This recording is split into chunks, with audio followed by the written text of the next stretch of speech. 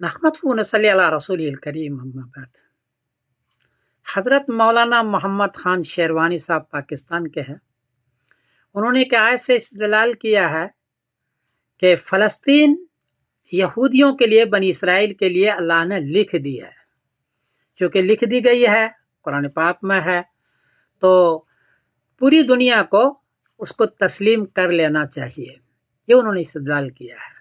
लोग तस्लीम करें या न करें पूरी दुनिया, उससे मुझे कोई तबसरा नहीं है, मैं बहस नहीं करता हूँ।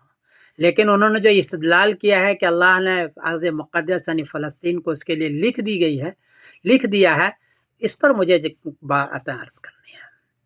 उन्होंने एक ये आयत पढ़ी है, या कौम उदखुलुल अर्ज़ल मुक़द्दसत अल्लती कतबल्लाहु लकुम, ऐ कौम बनी इसराइल, तुम मुक़द्दस ज़मीन यानी फ़लस्तीन में दाखिल हो जाए, तुम्हारे लिए लिख दी गई है।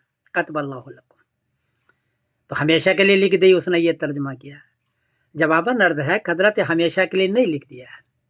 ये तो हजरत मूसा अलैहिस्सलाम के ज़माने में, मूसा अलैहिस्सलाम के ज़माने अपनी कौम को कहा था कि फ़लस्तीन में दाखिल हो तो तुम्हारे लिए है, लेकिन उसकी कौम ने उसी वक्त जवाब दे दिया था, कालू या मूसा इन्ना लन नदखलहा अबदन मा दामू फिहा। खुश्क जवाब दिया हजरत मूसा अलैहिस्सलाम, जब तक वहाँ कौम जब्बारीन मौजूद, हम तो हरगिज़ दाखिल होंगे ही नहीं, कभी भी दाखिल नहीं होंगे। जिसका नतीजा यह हुआ कि खुद ज़माने में सज़ा के तौर पर अल्लाह ने फरमाया, फ़इन्नहा क़ाल फ़इन्ना मुहर्रमतुन अलैहिम अर्बईन सनतन यतीहुन फ़िल अर्ज़, कि 40 साल तक वो सहराई सीना में भटकते रहेंगे, अर्ज़ मुक़द्दस में दाखिल नहीं होंगे।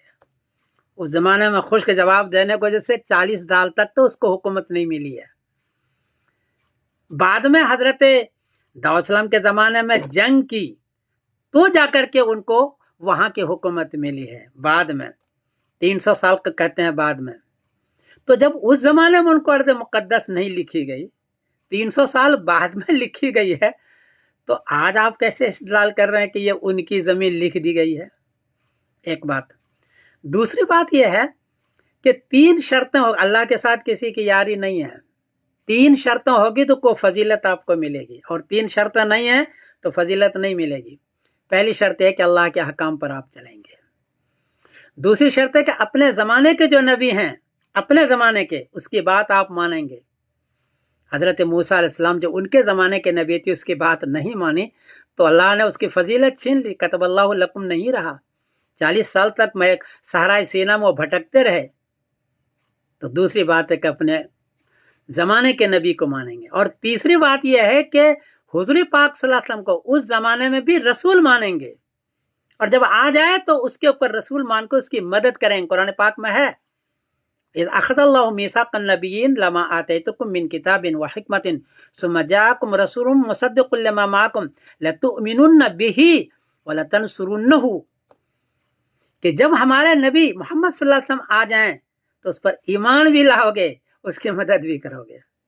हुज़ूर पाक सल्लल्लाहु अलैहि वसल्लम आए, इन लोगों ने न ईमान लाया न उसके पर मदद की, नतीजा यह हुआ कि उनकी ज़मीन उससे छीन ली गई। हजरत उमर रज़ियल्लाहु के ज़माने में तो मुकम्मल छीन ली गई, और आज तक वो छीनी हुई है अर्ज़ मुक़द्दस, ये भी याद रखो। उन पर अभी उसकी हुकूमत तो है, लेकिन बैतुल मक़दिस पर कब्जा मुसलमानों की है, यहूद की नहीं है। उसमें नमाज बैतुल मक़दिस में मुसलमान ही पढ़ रहे हैं, क्योंकि उसकी कौम ने उस ज़माने में कह दिया कि इन्ना लन नदखुलहा अबदन मा दामू फिहा, हम दाखिल नहीं होंगे। तो सज़ा के तौर पर उस ज़माने भी नहीं दी गई और आज भी नहीं दी जाएगी। और जब तक कि अल्लाह के हकाम पर ये नहीं चलेंगे, मेरा ख्याल है कि ये ज़मीन उसको नहीं दी जाएगी। इसलिए मोहम्मद खान शेरवानी साहब, आपने इस आयत से इस्तेदलाल किया है कि उसकी ज़मीन लिख दी गई है, ये सही नहीं है। उस ज़माने में भी नहीं लिखी गई थी, आज कैसे लिखी जाएगी? बाद में कोई उसको मान ले, वो उसकी मर्जी है, लेकिन इस आयत से इस्तेदलाल आप नहीं कर सकते। अल्लाह को किसी के साथ यारी नहीं। अल्लाह के हकाम पर चलेंगे तो आपको मिलेगी, और नहीं चलेंगे तो उस ज़माने भी नहीं मिली, आज भी नहीं मिलेंगे। ये छोटी सी बात थी, क्योंकि मोहम्मद खान शेरवानी ने तासुर देने की कोशिश की पूरी दुनिया, क्योंकि ये उनकी ज़मीन है, तो मैंने उनका जवाब दिया कि भी उस ज़माने में लिखी गई थी दाखिल होने के शर्त पर, अभी नहीं है। तो आप सोच लें इसको। अस्सलामु अलैकुम व रहमतुल्लाहि व बरकातुहू।